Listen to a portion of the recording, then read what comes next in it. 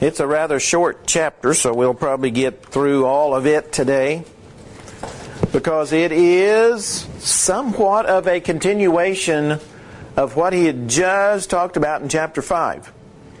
And that's about prosperity and wealth and riches and possessions and all of that. And remember that Solomon is still on this journey, this quest to find meaning.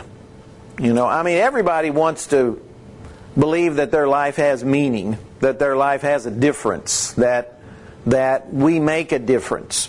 Well, Solomon is trying to find those things, first of all, without going to God. In other words, can you find meaning? Can you find peace? Can you find happiness? Can you find joy apart from God? And he's looked at all kinds of things so far. And every time he looks under the sun without looking at God, it's vanity. It's worthless. It's empty. It's useless, he says. And so we learn by his mistakes. We learn by his mistakes. So he says, very beginning of chapter 6, there's an evil which I have seen under the sun, and it is common among men. So what he's getting ready to say, he says, is something that is very, very common. You see it everywhere. All kinds of people have this problem. And of course, when we read chapter 6, we see that everybody has this problem, or can have it, if they're looking in the wrong places. Here is the situation. A man to whom God has given riches and wealth and honor, so that he lacks nothing for himself of all he desires. Yet God does not give him power to eat of it, but a foreigner consumes it. This is vanity, and it is an evil affliction. It's an evil illness. It's an evil disease. Remember where our nation's founding documents talks about life, liberty, and the pursuit of happiness. Well, we certainly have life and liberty, but people are having a hard time with the pursuit of happiness. And that's what Solomon is really looking at in these in his journey, is the pursuit of happiness. And people don't find it if they're not pursuing God. So here we have a situation of an individual who has riches. He has everything. He has riches, he has wealth, he has honor. He lacks for nothing. Everything he desires, he has, but, and Solomon doesn't give the reason for this, because there can be lots of reasons for it. God doesn't give him the power to eat of it. So he has all of this, but he can't enjoy it. And think about all the people, you hear about these in the news and so forth, that have all of this and can't enjoy it for all kinds of reasons. Maybe health, they can't enjoy it. Or maybe they've become a recluse, like Howard Hughes and did. And so they retreat, and so they can't enjoy anything. Or death. In other words, they get all of this and then they pass away. And that happens with a lot of people. They work and they save and so forth, and then when they're ready to enjoy it, they can't enjoy it for whatever reason. Could be some of those, could be others. So it happens, Solomon says, all the time. Says it's very, very common. And so the man here can't enjoy it, but instead a foreigner consumes it. Someone he doesn't even know.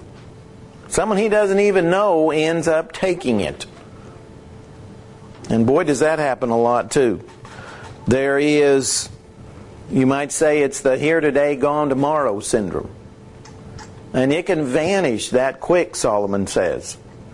And so all of this that you've put yourself into, if you've devoted yourself to accumulating possessions and wealth and riches and all of this, if that's what you've pursued, if that's your goal, and then you don't get to enjoy it, Solomon says you've basically wasted your life. That's why it's an empty, worthless, vain life. Because you've pursued these things for the wrong reason, and someone you don't even know ends up getting to enjoy it. But you do. Someone read Psalms 39 verse 6 for us. This is a psalm of David, and David says much the same thing that Solomon says.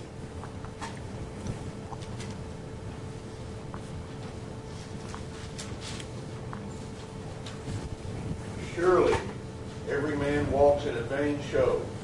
Surely they are disquieted in vain. He heaps up riches and knows not who shall gather them. See, heaps up riches, gathers up all of this, doesn't know who's going to actually get to enjoy it. And like I said, if your life is devoted to that, just the riches and the wealth and the possessions, and you're leaving God out of the picture, Solomon calls that an evil disease. It's an evil disease to live like that. Well, he's not done. Verse 3, if a man begets 100 children and lives many years, so that the days of his years are many, but his soul is not satisfied with goodness, or indeed he has no burial, I say that a stillborn child is better than he. Boy, he's really coming to the point with that one, isn't he? 100 children. You know, especially during those days, having a lot of children was one of the greatest honors you could have. One of the verses talks about having your quiver full of them. In other words, you know, having lots of children was a great thing back then. And so here he has a man that has 100. Has 100 children and lives many years. Lives many years. So he has lots and lots of children and lives for a long time. So now he's gone from talking about the person that has lots of riches and wealth, and now he starts talking about the person who has this huge family and gets to live for a very, very long time. And he says, though, but his soul is not satisfied. Of course, that's the big statement there. His soul is not satisfied with goodness, or indeed he has no burial. Well, what could have happened to him that he doesn't get a burial? Why would Solomon even mention that? How could a person back then not get a burial? What do you think he's talking about?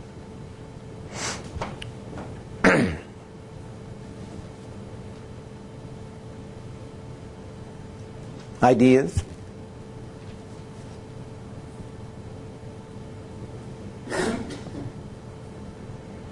Maybe no one likes them anymore. He may have all these children, may have lived a long time, but no one even likes them enough to bury them. That's pretty sad. Very possible. Pretty extreme. Yeah, pretty extreme. And Solomon talks about a lot of extremes. You know, having 100 children and living for many, many years.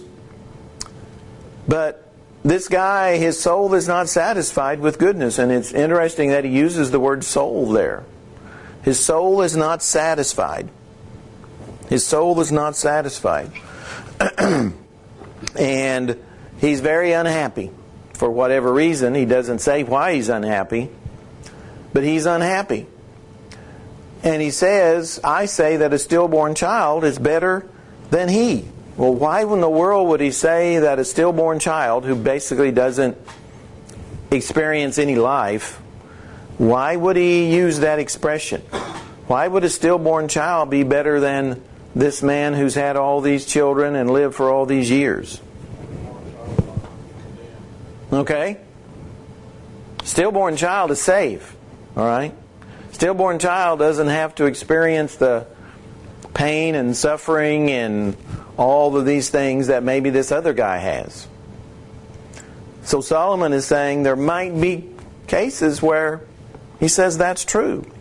So this guy's not satisfied with goodness. He's obviously in a very bad place. All right? And I think someone has said before, death is the great leveler. Death levels everybody because everybody experiences it. Everybody experiences it. And so regardless, everybody is going to know it, unless those people who are alive, of course, when Christ returns.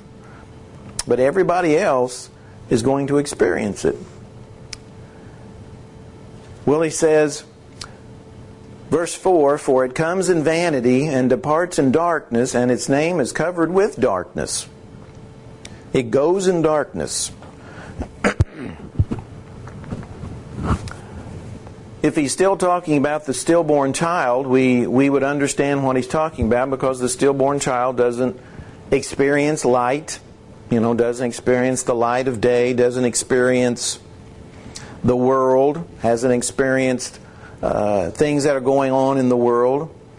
Like verse 5, "Though it has not seen the sun or known anything, this has more rest than that man."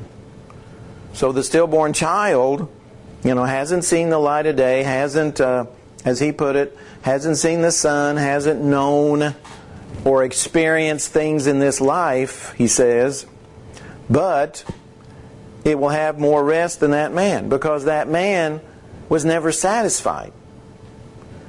That man had all these children and lived for all these years, but was never satisfied. So he never experienced rest. He never knew what that was like to just sit and enjoy. He was always trying for more. And then verse 6, "Even if he lives 1,000 years twice, but has not seen goodness, do not all go to one place."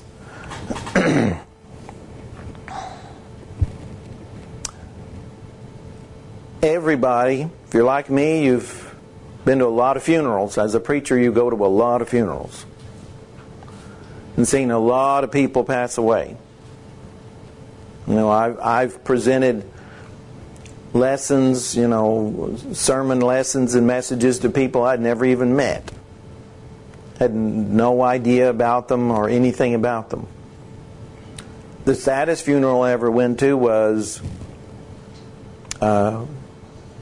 this man. Him and his wife had one child. Well, the child had some sort of illness or disease that they had to be with them 24/7, at least one of them. And so they never went anywhere.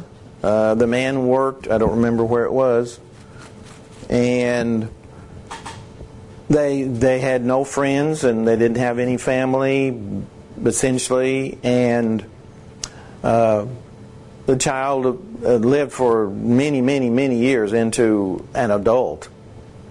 And he eventually died, and then the wife eventually died, and so the man was left. And at his funeral, it was me and the funeral director and a couple of cousins from somewhere in Oklahoma. And that's it. That's the only people at that funeral. And they might have had a child, the two cousins, I don't remember. But that was it. And it was a sad, sad funeral. And I think of that when I read these verses, because Solomon is saying, don't we all go to one place? Yes, we do. one of these days we'll be the one not coming back from the funeral. I mean, it'll be us. We'll be the one not coming back. And that's what Solomon says. So he says, think about the man that even though he lives 1,000 years twice, that's, twice as old as Methuselah, but he's not seen goodness. He's not felt that sense of satisfaction, not been satisfied in this life regardless of what he has. He says, think about how sad that is. It's a very, very sad existence. But see, this man was not thinking about life with God. Wasn't thinking about life with God at all. Well, he continues, verse 7, all the labor of man is for his mouth, and yet the soul is not satisfied.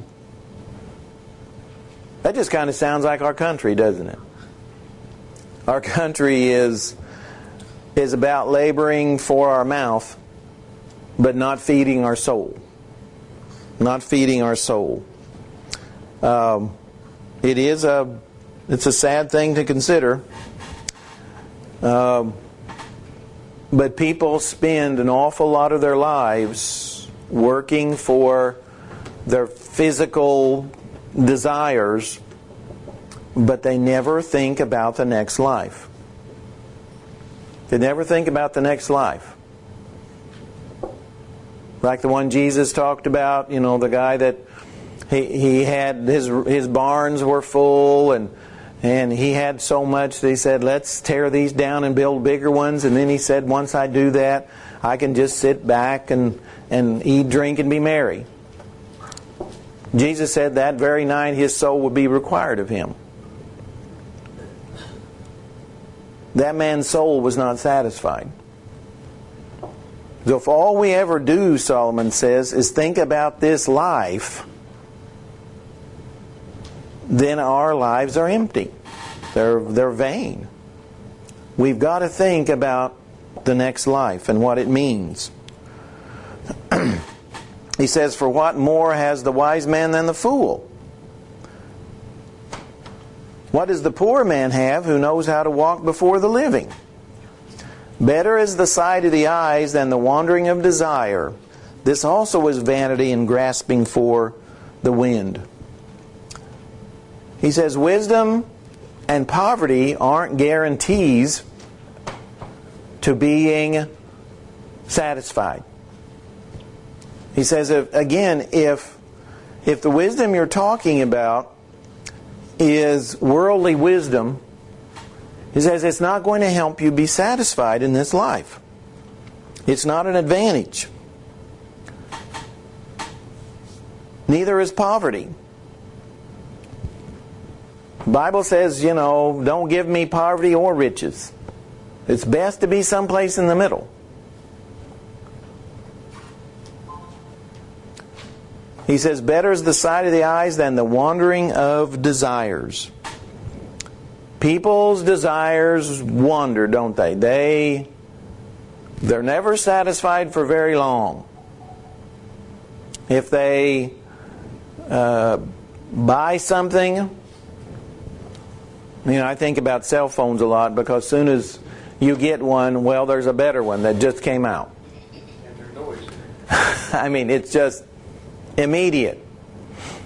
So about anything electronic, you buy a new TV, well, within no time at all, there's a much nicer one out that has better color or better clarity or something like that. So it's easy, especially in our consumer society, to let our eyes wander, our desires, just like Solomon's talking about. Because desire, like he says, wanders. What your eyes are seeing. And he says it's vanity and grasping for the wind. There was I was reading this week, there was most of us remember the city of Pompeii, that the volcano erupted, and it was so fast that people were pretty much just buried doing exactly what they were doing. I mean, they had no time to do anything. Well, there's one lady who is running, like trying to get away, trying to run, but she is turning around. You can see, I mean, she's turning around and looking, and what she's looking for is like jewels. So she's trying to get away, but at the same time, she's thinking about those jewels that was behind her, so she's turning to look at those jewels. And I thought about that this week as I was reading this, because that's that wandering desire. Even though death was imminent, she was trying to get away, she's still thinking about those jewels there that were lying there. All right. Verse 10. Whatever one is, he's been named already. For it's known that he is man, and he cannot contend with him who is mightier than he. Since there are many things that increase vanity, how is man the better? How is man the better?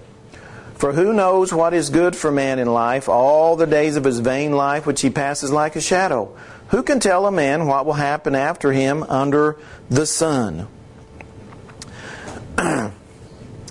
Whatever one is, he's been named already.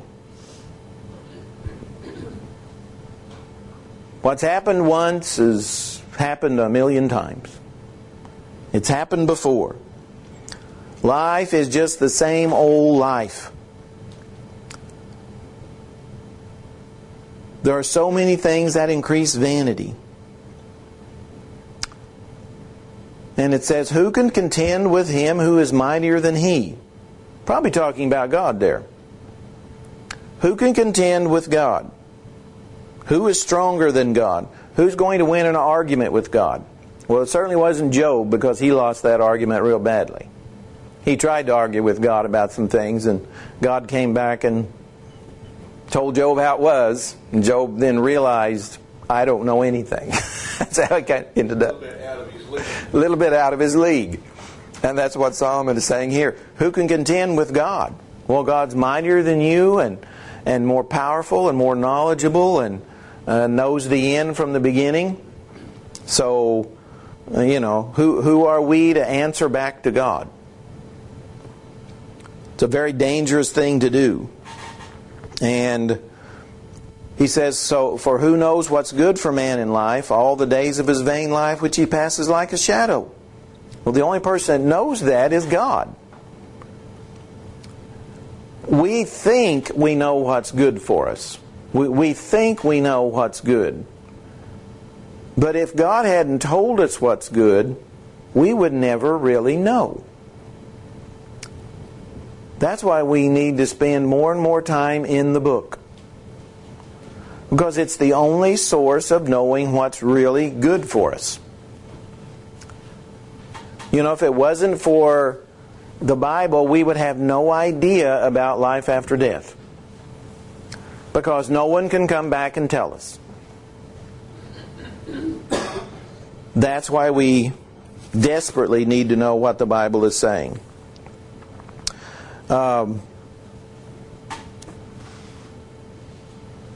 When Solomon ends by saying, who can tell a man what will happen after him under the sun? Again, there's no way of knowing anything about heaven or hell or about judgment or anything if God hadn't told us. In other words, if we're looking under the sun, if we're looking apart from God, there's nothing that will tell us or can tell us about what the next life is. If there's going to be a next life. We don't know. There's no way to know apart from what God has revealed. There's no way to know. And since many people don't believe in the Bible, then that's why they don't believe in an afterlife or a heaven or a hell or a judgment. Since the Bible's the only thing that tells us about those things, if they don't believe the Bible, then they're not going to believe in an afterlife. And of course, that's the sad part of it. And life is, like Solomon says, empty, vain, and useless if there's no afterlife. If there's no afterlife, if there's not another life after this one, then life is empty and useless. And that's what a lot of atheists conclude. We're just, this life is nothing. There's no point to it. There's no purpose. We're just a big accident. So, if we're just a big accident, that means there's no purpose, and life really is meaningless. But we know better because we know what God has told us in His Word. And that's what we need to take from this. Is we have the inside story on life after death. We know what it's all about. All right, does anybody have any comments? That's probably where we'll stop. Chapter 7 is, really filled with tremendous amounts of advice. It's where you start to kind of see a turning point in Ecclesiastes, is chapter 7. And you really start to see a turning point. Of course, there's 12 chapters, so the first 6 chapters we've just covered. So Solomon kind of starts to turn the corner in figuring out what's what. All right.